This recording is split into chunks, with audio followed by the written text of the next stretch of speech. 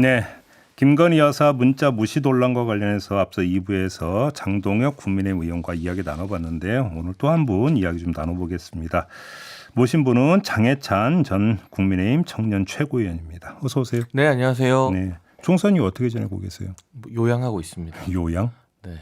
어디 몸이 안 좋으세요? 아니 뭐 그런 뜻보다는 인생이란 무엇인가, 허탈감 이런 게 좀 많이 드세요? 정치란 무엇인가 이런 생각들을 하면서 여행도 다니고 책도 읽고 네. 뭐 그러다가요. 네. 최근에 다시 이제 뭐 인터뷰 조금씩 하고 있고 네.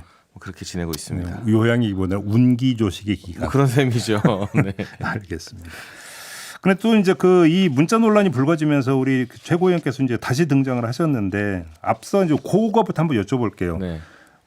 최고위원께서 한동훈 비대위원장이 당시 이준석 전 대표의 공격에 대해서 방어를 해달라고 요청을 한 적이 있다. 아, 네, 네. 이걸 말씀을 하셨잖아요. 네. 앞서 장동혁 의원은 아니 같은 당에 있는 사람이 총선을 앞두고 있는 상황에서 네. 같은 당에 있는 사람한테 공동 대응을 하자고 요청한 게 뭐가 문제냐 네. 이런 요제 지금 주장을 했습니다. 어떻게 받아들이십니까? 말장난하지 마시라. 네. 네, 이런 말씀을 좀 드리고 싶고요. 왜요? 아니 제가 그 당시에 뭐 공적인 대변인이나 네. 뭐 그런 당에서 어떤 직을 맡고 있지 않았었거든요. 근데 지금 공적 소통이 아니면 안 한다라는 한동훈 위원장의 해명대로라면 저에게 뭔가를 부탁할 때도 그렇다면 당의 공식 기구를 거쳤어야 되는 것이고 뭐 일개 경선 후보에게 당 대표인 비대위원장이 아주 사적인 부분이나 내밀한 부분까지 방송에 나가서 이야기해달라, 페이스북에 써달라 이렇게 요청하는 게 공적 소통이면 반대로 이 영부인의 대국민 사과라는 훨씬 더 공적인 이슈 역시나 네. 공적으로 대응했어야 되는 것이고요. 만약 저에게 한 것이 공적 소통이 아니라면 그러면 이제 뭐 영부인께 그렇게 말한 것도 이해가 됩니다만 저에게는 이걸 공적 소통으로 인지하고 뭐 이준석 전 대표에 대한 방어 하나뿐이었겠습니까? 저에게 뭐 지시하고 요청하고 부탁한 게 별의별 것들이 다 있었겠죠. 그래요. 그런 것들은 제가 뭐 예시를 계속 공개하는 거 제가 폭로하고 싶은 마음이 없어서 몇 가지 이야기만 했을 뿐이지만 굉장히 미시적이고 그리고 이거는 좀 뭐 어떤 개인적인 관련된 부분들 이런 대응까지도 많았기 때문에 예. 그런 부분이 공적인 범주 안에서 이 정치인에게 요구하고 하는 것들을 하셨던 분이라면 훨씬 더 공적인 인물이잖아요, 영부인은. 알겠습니다. 그리고 주제도 공적인 것이고. 그러니까 이게 일관성이 없다는 거죠. 이중적이라는 거고 내로남불이라는 비판을 받아도 할 말이 없다는 겁니다. 이게 아마 이제 우리 지금 방송 듣고 계시는 촌철님 중에 이게 무슨 얘기인가 싶은 분들이 계실까 봐 네. 설명을 하자면 그때 던킨 관련해서 손에 뭐를 들고 한동훈 비대위원장이 이제 등장을 했을 때 이준석 전 대표가 이거 설정 아니냐 연출 아니냐 네. 이렇게 비판한 거에 대해서 이제 대응을 좀 부탁을 했다 이런 거잖아요. 뭐 그렇죠. 근데 왜 최고위원님께 부탁을 했을까요? 하필이면 왜 최고위원님 했을까요? 근데 지금도 뭐 언론 보도를 보면 국민의힘 내부에서 방송 특공대를 만들어야 된다느니 이 언론 대응이나 방송 대응을 국민의힘 정치인들이 적극적으로 해야 한다느니 하는 말들이 많이 나오잖아요. 그 당시에 제가 뭐 경선에 임하는 일개 후보였지만 어쨌든 전직 지도부였고 방송이나 이런 SNS 활동을 많이 하던 스피커였다 보니까 그래서 뭐 그랬던 것 같은데요. 아니 좋다 이겁니다. 그래도 됩니다 저한테. 네. 제가 그거 자체가 나쁘다는 건 아니에요. 네. 물론 정치적으로야 뭐 앞에서는 이준석 의원에게 관심이 없는 척하고 뒤로는 그런 게 정치적으로 비판받을지 몰라도 그 자체가 이제 용납되는 선이라면 영부인의 이 다른 사안도 아니고 이 자신의 대국민 사과와 관련된 부분은 훨씬 더 공적이기 때문에 제대로 대응할 의무가 있다는 걸 말씀을 드린 거죠. 왜 여기서 다르고 저기서 다르냐 이 말씀. 그렇죠. 네. 시기도 비슷해요. 그리고. 그러면 지금 최고위원께서는 그럼 왜 그때 한동훈 당시 위원장이 왜 이걸 무시했다고 생각하세요? 글쎄요. 저는 두 가지 가설을 세울 수밖에 없는데요. 네. 첫 번째는 뭐 많은 우리 정치 원로들이 지적하는 것처럼 정무적 좀 무능인가? 정무 감각이 떨어지는 것인가? 판단이 있으다. 네, 네. 네. 또 하나는 차라리 그랬으면 좋겠고요. 두 번째는 의도적인 대통령과의 차별화를 위해서 네. 영부인 악마화를 좀 용인한 것은 아닌가. 왜냐하면 이 최재형 목사의 뭐 파우치 선물 이런 것들이 알려졌을 때 처음에 이게 함정 수사였기 때문에 여러 비판적인 언론이나 민주당에서마저도 이거를 다뤄야 되나 말아야 되나 이게 이렇게 수면 위로 막 쟁점화되지 않았었거든요. 근데 이거 쟁점화 시킨 사람이 바로 김경률 비대위원입니다. 마리 앙뚜아네트 그 발언 네, 말씀하시는 네. 겁니까? 이게 한동훈 후보의 입으로 통하죠. 굉장히 가까운 사이이고 뭐 이분을 누가 데려왔냐 가지고도 막 설전이 벌어지던데 제가 알기로는 정권 초반 그 이전부터 한동훈 후보와 아주 밀접한 사이로 알고 있거든요. 그러니까 앞에서는 김경률 비대위원을 내세워서 이걸 막 쟁점화시키고 사과 안 하면 큰일 날 것처럼 하고 뒤로는 사과하겠다는데 그것도 5번이나 하겠다는데 아무런 대응을 하지 않았다는 것은 이중적이다라는 단어를 쓸 수밖에 없는 거고 의도적이라면 비대위원장이 되자마자 윤석열 대통령과의 차별화를 통해서 본인의 이미지를 만들어 나가고 대권 행보를 하기 위해서 어떻게 보면 영부인의 사과 의도를 하나의 희생양으로 제물로 쓴 것이 아니냐라는 정치적인 논란까지 저는 번질 수 있다고 봅니다. 앞서 장동혁 의원도 그런 주장을 했고 한동훈 후보도 비슷한 주장을 한 걸로 아는데 그러니까 이 문자만이 아니라 당시 전개됐던 상황을 보면 이른바 친윤 인사들은 오히려 사과에 반대를 했었다. 이런 어떤 상황까지 종합적으로 고려를 했다라는 지금 설명을 하고 있거든요. 이 점은 어떻게 받아들이십니까? 저도 그 당시 이제 강경파였고 지금도 제 소신은 변함이 없는데 사과하면 안 된다. 네, 뭐 이거는 정치 공작이다, 규탄해야 된다라는 거였는데 그 주장을 받아들일 거면 당 지도부가 일사불란하게 그런 기조를 취해줬어야죠. 오히려 뭔가 다른 얘기를 할 필요가 없었다 그러면. 네, 뭐 김경률 비대위원 발언을 정리하면서 같이 정치 공작이다라고 돌파를 했어야 되는데. 네. 그러진 또 않았잖아요. 예. 그 혼란을 야기하고 방치하지 않았습니까? 그런 측면에서 직무유기이고 책임 회피다라는 것이고요. 예. 뭐 한동훈 후보나 장동혁 의원 같은 분들이 언제부터 제 말을 그렇게 잘 들었다고 저희가 공개적으로 유튜브나 방송 나와서 좀 강경론 이야기한 걸 가지고 그것 때문에 영부인이 직접 5번이나 보냈는데 한 번도 아니고 5번입니다. 그걸 아예 무시하고 대응도 안 할 정도로 그 당시 뭐 장해찬은 반대하지 않았었느냐. 아니 언제부터 저를 그렇게 중요하게 생각하셨어요. 근데 하나 여쭤볼게요. 어제 이제 국민일보 어떤 보도를 했냐면 요 문자 내용을 지난달부터 친윤 인사들 사이에서 돌았다. 이런 보도가 나왔거든요. 최고위원은 언제 이거 처음 아셨어요? 그러니까 이게 사실은 거슬러 올라가 보면 이 시기에 1월 달에 이미 TV조선이 보도한 적이 있어요. TV조선 보도도 있고 CBS 보도도 있더라고요. 예. 김건희 여사가 사과할 의향이 있다는 문자를 보냈다 등등. 그때부터 여의도와 이 주변에서는 좀 알려졌던 이야기인 것 같고요. 저는 뭐 누가 돌리는지 이런 건 사실 확인이 안 된 이야기고 다만 주변에 떠도는 이야기들을 제가 확인할 수 있는 취재력이 있기 때문에 네. CBS 김규환 논설실장의 어떤 발언이 있자마자 한동훈 캠프에서 사실이 아니라고 입장을 내놨어요.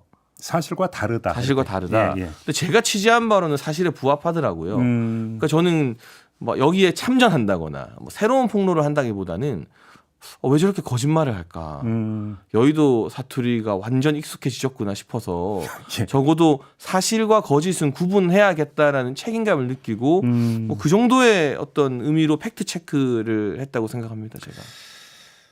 그런데 이 지금 어제 TV조선 아예 전문을 공개했잖아요. 문자 5개의 전문을.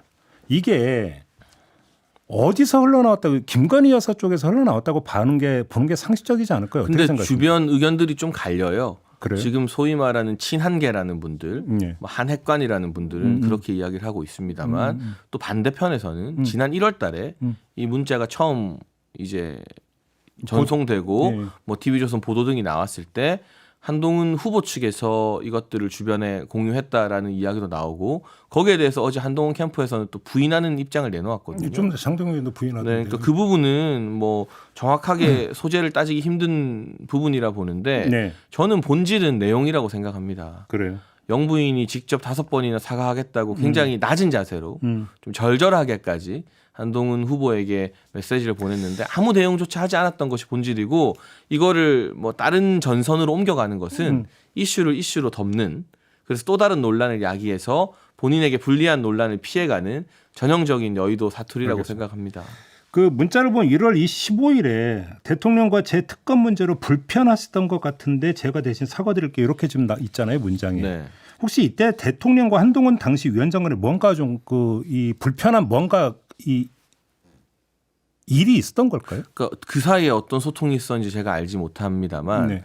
일단은 비대위가 구성하고 그 직후부터 이 비대위에서 공격의 포문을 대통령 쪽을 향해서 쏘았던 것은 주지의 사실인 거죠. 네. 뭐 마리 앙뚜아네트 발언 이전부터도요. 그것이 근데 그 얘기를 할 거라면 김건희 여사가 제가 사과할게요 이런 얘기를 할 이유가 없잖아요. 그러니까 그로 인해서 어떤 뭔가 소통 간에 약간의 갈등이 있었기 때문에 김건희 여사께서 먼저 사과하겠다라고 한 것이 아닌가 네. 싶기도 하고요.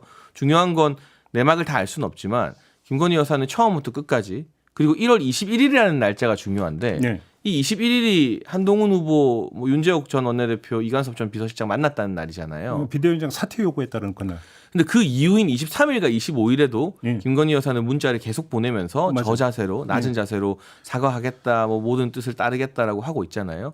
그러니까 지금 한 후보 측에서는 21일에 사퇴 요구 받았기 때문에 진정성이 없다라고 하는데 그 사퇴 요구가 사실이라 해도 그 이후에도 계속 사과한 걸 보면 그와 무관하게 적어도 이 사건에 대한 사과 의사만큼은 뚜렷하게 있는 것으로 보는 게 한글을 읽을 줄 아는 분이라면 다 같이 내릴 수 알겠습니다. 있는 판단 같아요. 문자 내용 하나만 더 여쭤볼게요. 23일자 1월 23일자 문자로 보면 댓글팀이라는 단어가 등장하는데 이건 어떻게 해석을 해야 되나요? 제가 알기로는 예. 한동훈 후보도 정치인이면 비판도 받고 할 수 있는 거 아닙니까? 네. 당연히.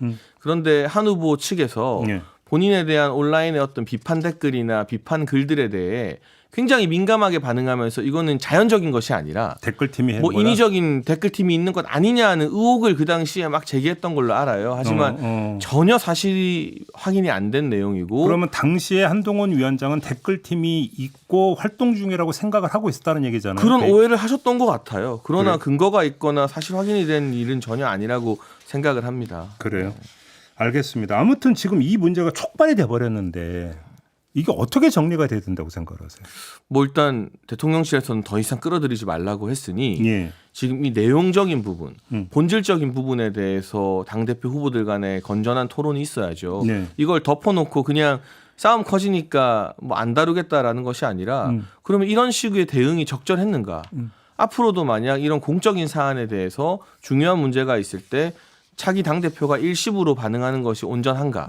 뭐 등등에 대한 논의가 있어야 되고 뭐 예를 들면 제 이준석 의원과 뭐 대응 관련된 문자 메시지도 있었습니다만 이런 것들이 앞과 뒤가 다른 모습은 아닌가에 대한 교차 검증이 꾸준히 필요하고요. 한동훈 후보는 그동안 법무부 장관 할 때나 비대위원장 할 때나 사실 모든 것이 다 만들어진 상태에서 레드카펫 위로 올라가지 않았습니까? 네네네. 물론 열심히 싸웠다는 건 부정하지 않겠습니다만 근데 지금부터야말로 실전이거든요. 이 정도 검증과 이 정도 비판은 너무나 당연한 것이다. 그러니까 여기에 대해서 막 이렇게 좀 엄살 떨 필요가 없다는 말씀을 하나만 드리고 더 싶어요. 여쭤볼게요. 네. 지금 그 최고께서도 어제 그 문제를 제기를 했던데 비례 공천 과정에서 네. 특정인 이야기를 하셨잖아요. 네, 네. 근거를 갖고 하신 말씀. 저는 다 근거가 있습니다. 그 특정이 누군지 특정하실 수 있습니까? 근데 제가 실명을 지금 공개할 건 아니고요. 네. 뭐 한 후보 측에서 법적 대응을 한다면 얼마든지 환영이고요. 그게 원희룡 후보가 했던 인척 이야기를 아니요, 하니까 그거랑 별개라고 제가 여러 또 번 다른 말했습니다. 겁니까? 저는 친인척은 몰라요. 제가 모르는 것에 대해서는 저는 함부로 이야기하지 않겠습니다. 예. 다만 소수의 측근이 그러니까 공관위원이 아닌 일부 측근들이 비례대표 후보 검증이나 선정 작업에 관여했다는 것을 제가 명확하게 알고 있고 그러면 그 측근은 지금도 한동훈 후보하고 연결이 되어 있는 측근입니까? 그렇죠. 현재도? 네.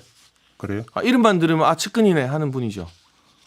대중적으로 많이 알려진? 뭐 그렇게 많이 알려지진 않았습니다만 그리고 예. 또 한 가지 말씀드리는 건 왜 이런 댓글팀이 있다는 오해를 할까? 생각해 보니 한동훈 후보야말로 사실은 법무부 장관 할 때부터 여론 관리를 해주고 우호적인 어떤 온라인 여론을 조성하는 팀이 별도로 있었거든요. 왜? 그건 무슨 말씀이세요? 뭐 거기에 대해서는 예. 역시나 한 후보 측에서 예. 저에게 반발을 하면 잠깐만 그럼 그 팀은 법무부 안에 있었다는 겁니까? 아니죠. 사설로 있었다는 밖에 있었죠. 밖에 있었다고? 네, 네. 그것도 근거를 갖고 하신 말씀? 그럼요. 저는 예. 지금이야 뭐 이 소위 말하는 예. 요양 중인 상태입니다만 예. 제가 나름대로 이 우리 당의 스피커로서 여러 요청을 받았었기 때문에 제가 직접 보고 듣고 경험한 것만 말씀드리는 겁니다. 정리하면 그럼 한동훈 위원장이 당시에 사설로 댓글팀을 운영했다 지금 이 말씀이시죠? 그걸 한동훈 위원장이 얼마나 직접적으로 인지하고 있었는지 모르겠습니다만 예. 적어도 분명한 팀이 있었고 그게 아까 뭐 얘기했던 공천에 개입했던 특정인과도 연결이 되는 얘기입니까? 그렇죠. 그렇게 연결이 되는 겁니까? 누군데요? 뭐 그걸 지금 말씀드릴 단계는 아닌 것 같고요. 말씀드릴 일이 없으면 좋겠고 제 말의 이 핵심은 자꾸 다른 데를 향해서 물타기 하지 말고 알겠습니다. 자신을 돌아보면 좋겠다는 말씀을 드리고 싶습니다. 알겠습니다.